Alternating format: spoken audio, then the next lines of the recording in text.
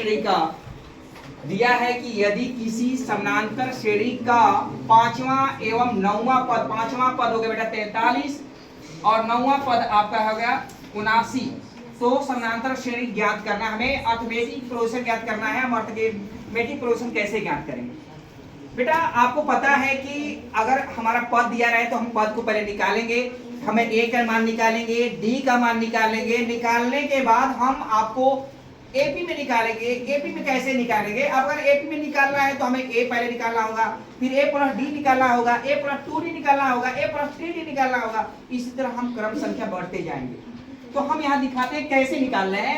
हमारा यहाँ देखना है, हमें क्या देखना है बेटा?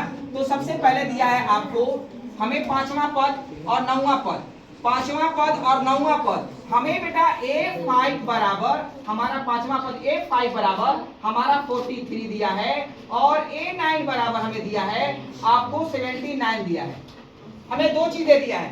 तो अब इसलिए मतलब हम लोग जानते हैं, वी नो दैट, हम लोग जानते हैं कि an बराबर हमारा फॉर्मूला होता है a plus n minus 1 into D.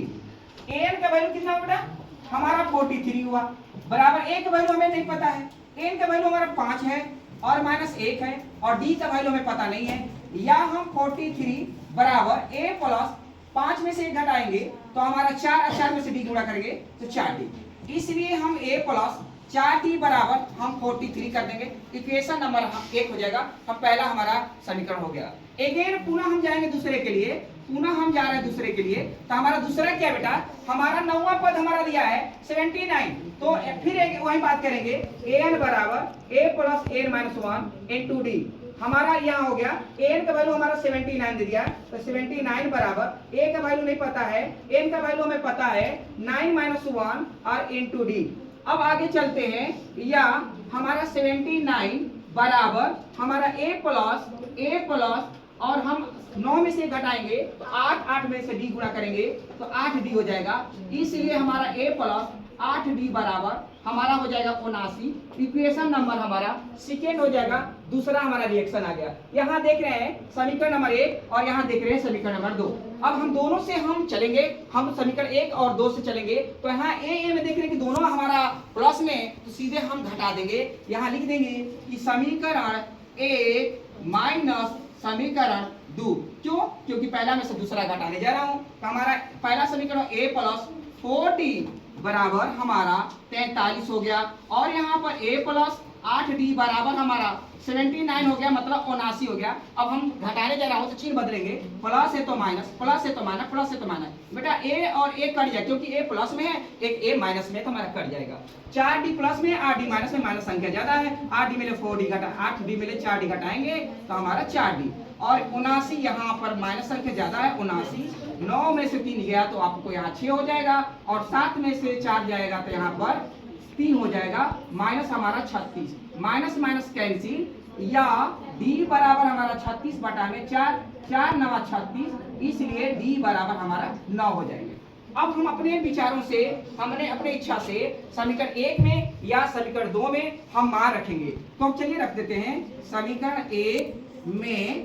1 में d का मान रखने पर, समीकरण 1 में d का मान रखने पर हमारा समीकरण 1 क्या है बेटा? हमारा समीकरण 1 है आपका a प्लस 4d बराबर हमारा 43, इसलिए a प्लस 4 और d का मान 9 बराबर 43, या a प्लस 9 चौके 36 बराबर 43, या a बराबर 43 माइनस 36, या a बराबर हमारा घटेगा तो कितना होगा?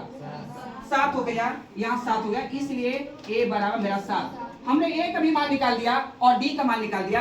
हमें ap निकालना है, अर्थमेटिक प्रोग्रेशन निकालना है। तो आपको पता है कि अर्थमेटिक ap बराबर हमारा होगा a होगा, a प्लस d होगा, a प्लस 2d होगा, डॉट डॉट डॉट। a का वैल्यू हमारा क्या है? a का वैल्यू हमारा हो जाएगा 7 हो जाएगा, कोमा 7 और प्लस d का वैल्यू 9 हो जाएगा और फिर कोमा a का वैल्यू 7 और 2 गुणे 9 का d का मान हमारा 9 हो जाएगा, डॉट डॉट डॉट। अब आगे देखो 7 कोमा 9 7 कितना हो जाएगा?